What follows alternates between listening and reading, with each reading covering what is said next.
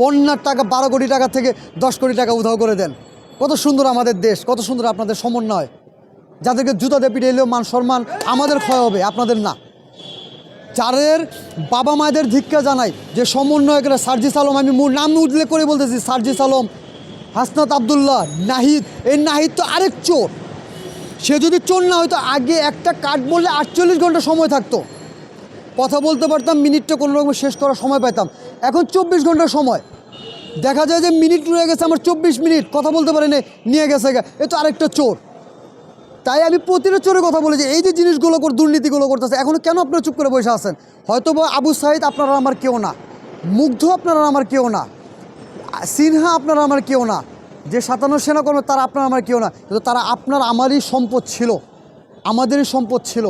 এই জিনিসটা যেহেতু আপনারা আমরা ভুলে যাই, তাহলে এই দেশে কখনো ভালো কিছু আশা করা যাবে না, কখনো ভালো কিছু আশা করতে পারবেন না। এই দেশের মধ্যে যে বসতেছে সেই দেশকে লুইটা খেতেছে, আর এগুলো জানার পরে আমরা চুপ করে আছি।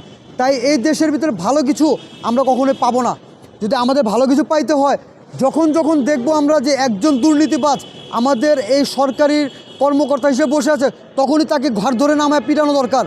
এবং যারাই এই দুর্নীতিগুলো করতেছে, যাদের বাবা মাই তাদেরকে জন্ম দিয়েছে, আমি তাদের বাবা মায়ের উদ্দেশ্যে বলতে চাই, তাদের প্রতিটা বাবা মায়ের ধিক্কার জানাই, লজ্জা থাকা উচিত যে আপনাদের সন্তানরা যে বাসায় কোটি কোটি টাকা আইনা ভরাট করতেছে।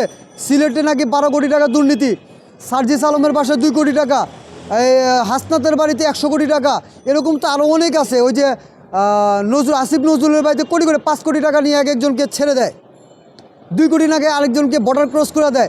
এদের মধ্যে কোটি কোটি টাকা। এদের কেমন বাবা মা যে বাবা মা একবার জিজ্ঞেস করে না, বাবারা এই টাকাগুলো কোত্থেকে নিয়ে আসছো?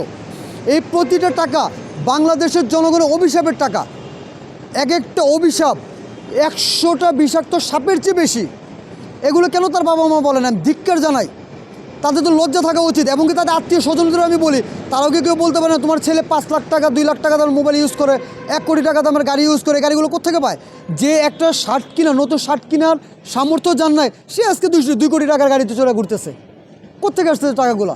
এগুলো তাদের বাবা মা তাদের কোনো প্রশ্ন করে না। আমি ধিক্কার জানাই, লজ্জা লাগে আমার এদের কথা বলতে, আমি লজ্জা পাই।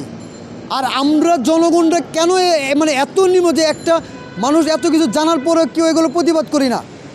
রাস্তার ভিতরে প্রতিবাদ করলে নাকি এখনও মানুষকে মারে। কেন মারে? এত বড় রংবাজ কেন হয়ে গেছে মানুষ? আমরা যে শেখ হাসিনাকে দূর করছি, বিতাড়িত করছি একটু ভালো থাকার জন্য, কোথায় ভালো থাকতে পারতেছি? এখানে তো বাংলাদেশে আমরা ভালো থাকে কিছু দেখতেছি না। এখনও মানুষকে মানে অন্যায়ভাবে মানুষের সাথে হাত উঠানো হইতেছে, মানুষের হক মাইরা খাওয়া হইতেছে।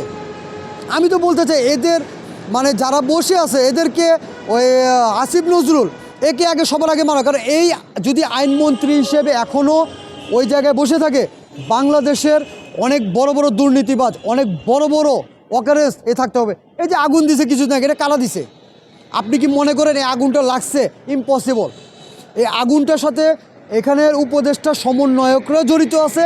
আওয়ামী লীগের যে 16 বছরে যে বীজগুলো তৈরি করে দিয়ে গেছে, শেখ মুজিবুর থেকে শেখ হাসিনা পর্যন্ত যে বীজগুলোকে বুইনা দিয়ে গেছে শেখ হাসিনা, সেই বীজরা যতদিন পর্যন্ত আছে ততদিন পর্যন্ত এই দেশের ভিতরে প্রতিটা অকারেন্স হয়ে যাবে।